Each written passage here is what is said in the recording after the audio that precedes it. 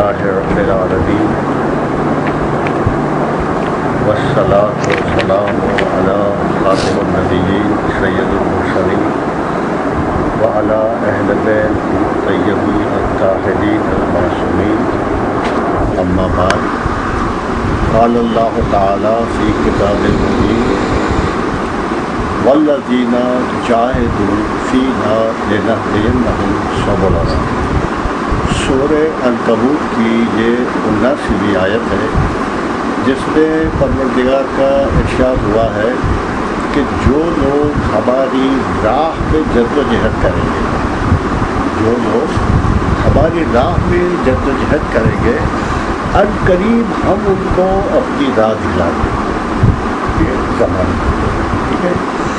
اب رب العزت کے یہ وعدے پر یقین رکھتے ہوئے ہم اپنی کوششوں کا آغاز کرتے ہیں۔ انشاءاللہ تعالی اگر ہم اپنی کوششوں میں مخلص رہیں گے تو پروردگار ہمیں ضرور اپنی معرفت سے اور ہمارے مقصد حیات سے سرخرو کرے گا۔ دونوں چیزیں ہم کو ملے گی اگر ہم نے خلوص کے ساتھ اس کے راہ میں کوشش کی۔ ٹھیک ہے۔ اچھا، اب اپنی گفتگو کا آغاز کرتے ہیں۔ دین آیا ہے انسان کی اصلاح کے لیے، ٹھیک۔ اچھا، پھر ہمیں یہ دیکھنا ہوگا کہ انسان کی تعریف خود اسلام نے کیا دی ہے، یعنی قرآن اور محمد و آل محمد کی تعلیمات میں انسان کس کو کہا ہے؟ یہ سیدھی قامت کا دو ٹانگ والا چلنے پھرنے کھانے پینے ناشتے پیتے والے کو انسان نہیں کہا۔ یہ آدم کی اولاد ہے، یہ بنی آدم ہے، سمجھ گئے؟ انسان پھر کون ہے؟ آج ہم اپنی گفتگو کا عنوان بناتے ہیں انسان کی تعریف تعلیم ثقلین میں، ٹھیک ہے۔ مذہب میں انسان کی تعریف کیا ہے، تو پھر ہماری سمجھ میں آئے گا وہ مذہب جو انسان کے لیے آیا ہے، اور اس میں ہمیں ساتھ ساتھ یہ بھی سمجھنا ہوگا کہ اس تعلیم کی معیار پر آیا ہم خود انسان ہے بھی یا نہیں۔ بنی آدم تو ہر کوئی ہے، سمجھ گئے نا؟ اچھا، قرآن مجید میں پہلا سورہ جو الحمد سے شروع ہوتا ہے، تو پروردگار نے سب سے پہلے اپنی حمد کے ساتھ کتاب کا آغاز کیا۔ بسم اللہ الرحمن الرحیم، الحمد للہ رب العالمین۔ ساری حمد، ٹھیک ہے، آواز نہیں ہوگا، ساری حمد اس اللہ کے لیے ہے جو رب العالمین ہے۔ عالم بذات خود جو ہے نا، وہ ایک کلیکٹیو ناؤن ہے، عالم، سمجھ گئے؟ اجتماعی جس کو کہتے ہیں۔ یہاں لفظ استعمال ہوا عالمین، سمجھ گئے؟ کئی عالم۔ اب اس عالمین میں جو تعلیم پہنچی ہے ہم کو قرآن اور اہل بیت کے ذریعے سے، تو انہوں نے یہ سمجھایا کہ دیکھیے پروردگار نے کل 4 عالم خلق کیے ہیں، کل کائنات 4 عالم۔ سب سے پسترین مقام جس کا ہے اس کو کہا عالم ناسوت، جس کو ہم یہ کائنات کہتے ہیں، اپنی آنکھوں سے جس کو دیکھ سکتے ہیں، ستارے، آسمان، سورج، چاند، یہ سب عالم ناسوت ہے، سمجھ گیا؟ اس سے اونچا ایک عالم ہے تو اس کو کہا کہ یہ عالم برزخ ہے۔ اس کا دوسرا نام بتایا کہ عالم عقول ہے، سمجھ گئے؟ اس کا تیسرا نام بتایا کہ عالم مثال ہے، ایک مثال ہے، یہ ایک عالم ہے پورا۔ اس سے اونچا عالم ہے، کہا یہ عالم لاہوت ہے۔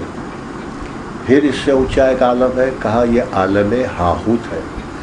یہ ابھی ساری باتیں ہم چھوڑ دیتے ہیں، ہمیں سمجھنا ہے انسان کی تعریف جو اس کائنات میں، اس دنیا میں موجود ہے۔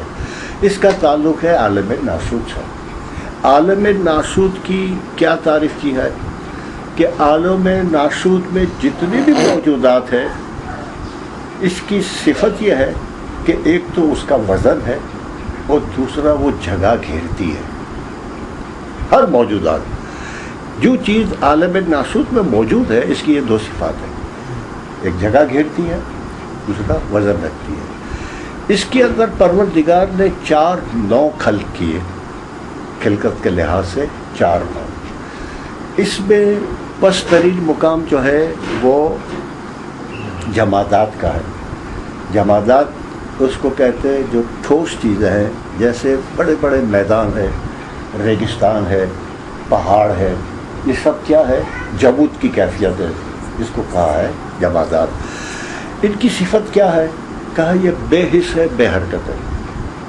اچھا، اس بے حسی کی عالم میں بھی بے حرکت ہونے کے باوجود بھی خود پروردگار کہہ رہا ہے، سورہ حدید آیت نمبر 17، خوب جان لو کہ بے شک اللہ ہی زمین کو اس کی موت کے بعد زندہ کرتا ہے، زمین کو اس کی موت کے بعد زندہ کرتا ہے۔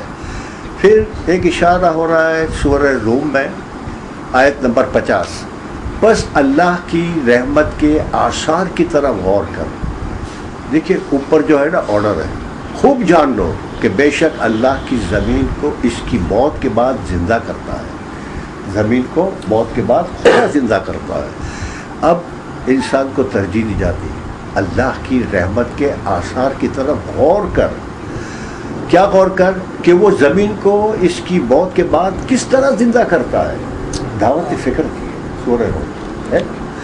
اب اس میں یہاں ہم سوچتے ہیں کہ پروردگار جب خود کہہ رہا ہے کہ ہم نے مردہ زمین کو اس پہ پانی برسا کے زندہ کیا، تو ماننا پڑے گا کہ زمین کی بھی ایک زندگی ہے اور ایک موت ہے۔ اس کی زندگی کیا ہے؟ کیا اس کی زندگی یہ ہے کہ اگر اس میں حیات کے آثار پیدا ہو جاتے ہیں تو وہ جمادات، وہ زمین اپنے سے اونچی نو جو ہے جس کو کہتے ہیں نباتات، اس کی نشو و نما کرنے کی صلاحیت پیدا کر لیتی ہے۔ یعنی جس کا مطلب دیہات سے تعلق ہو وہ اچھی طرح سے سمجھ سکتا ہے اس بات کو کہ جب پانی بھیگ جائے زمین کو تو آپ کچھ بھی نہ ڈالیں پھر بھی گھاس پھوس خود بخود نکل آتا ہے۔ یہ اس کے حیات کے آثار ہے، جیسا کہ آج کل ہاں، کہ آپ بیج ڈالیں گے تو یہ قبول کرے گا اور اس کی نشو و نما کرے گا۔ اچھا، اور یہ صفت جب نہیں تھی تو کہا یہ زمین مردہ۔ بات واضح ہو رہی ہے نا؟ اچھا، زندہ ہونے کے بعد بھی رہے گی تو اسی کیفیت میں، بے حس بے حرکت۔ وہ یہاں سے اٹھ کے وہاں نہیں جا سکتی ہے اور نہ اس میں کوئی حرکت پیدا ہوتی ہے۔ زندہ ہو جب بھی بے حس ہے، مردہ ہو جب بھی بے حس ہے، اس میں کوئی حس نہیں ہے۔ اسی طرح سے بے حرکت ہے، لیکن پروردگار گواہی دیتا ہے کہ اس میں حیات یوں پیدا ہو گئی کہ پانی ملنے کے بعد اگر آپ اس میں بیج بو گے، کھیتی کرو گے تو آپ اس کا نتیجہ پاؤ گے۔ یہ زمین کی حیات کا ثبوت ہے۔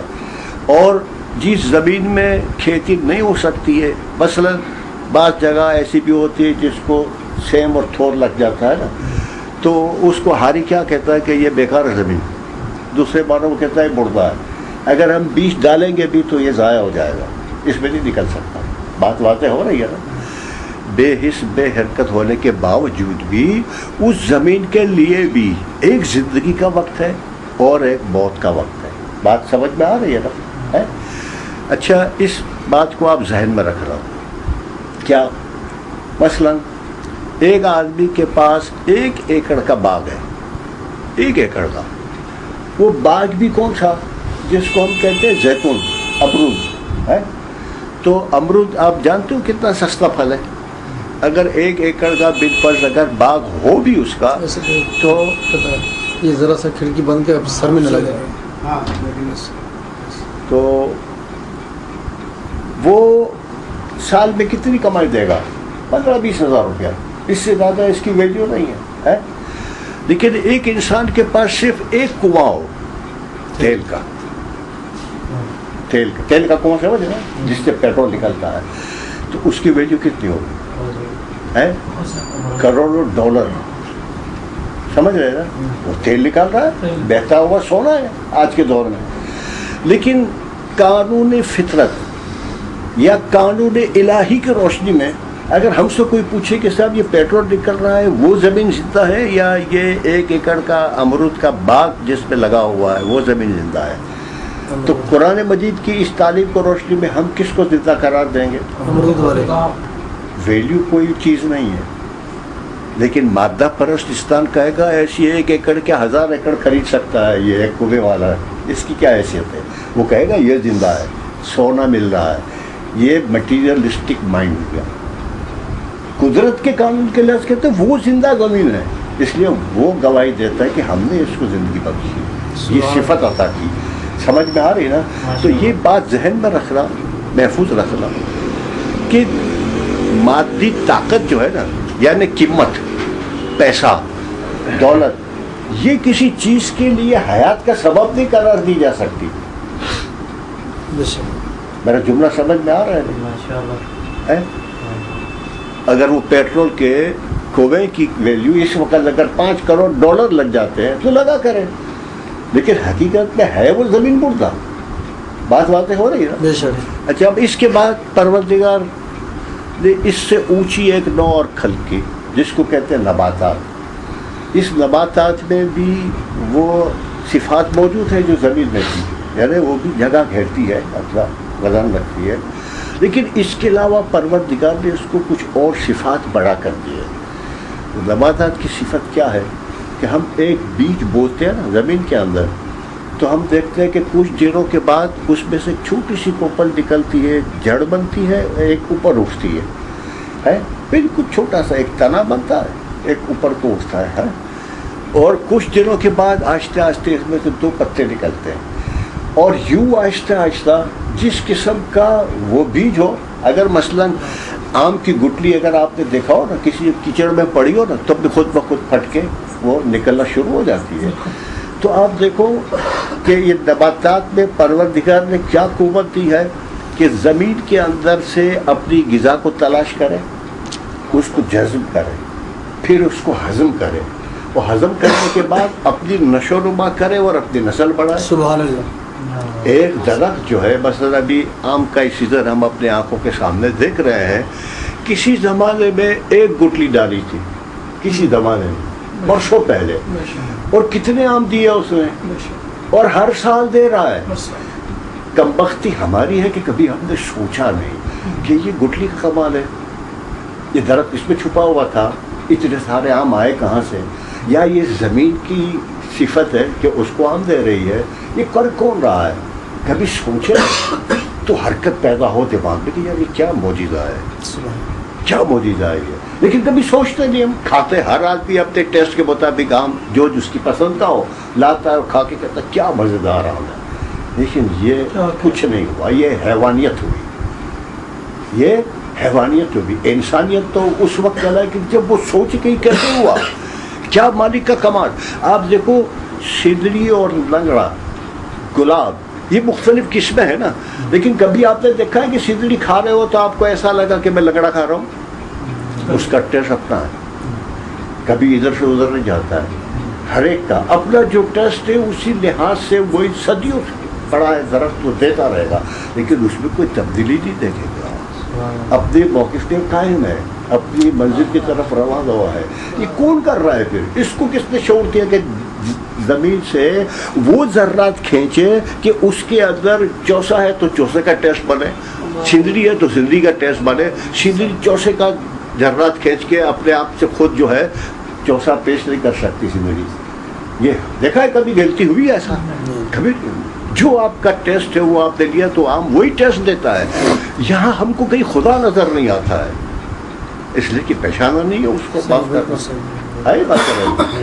تو آپ دیکھیں کہ نباتات کی تعریف کیا ہے، کہا اس کی حیات یہ ہے کہ ہم نے اس کو یہ صفات دی ہے کہ وہ زمین سے اپنی غذا کو جذب کرے، اس کو ہضم کرے، اپنی نشو و نما کرے۔ جب تک یہ سلسلہ چلتا رہے گا تو ہم کہیں گے درخت زندہ ہے نا۔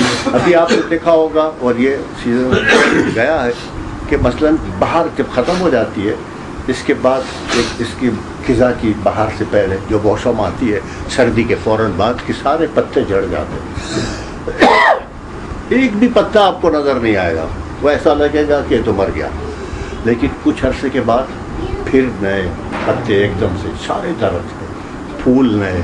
لیکن اس عالم میں بھی کچھ درخت ایکسیپشن ایسے ہوتے ہیں کہ جس میں نئے پتے نہیں آتے، وہ ایسے کہ ایسے بنجر کھڑا ہے، تو ہم یہ طے کر لیتے کہ یہ درخت اب مر گیا، اب یہ کس کام کا ہے، اب یہ پتے نہیں دے گا، اس میں پھول نہیں کھلیں گے، یہ پھل نہیں دے گا، اب یہ کس کام کا ہے، بولے اس کو کاٹو، اب جو اس کی حیثیت ہو، اگر وہ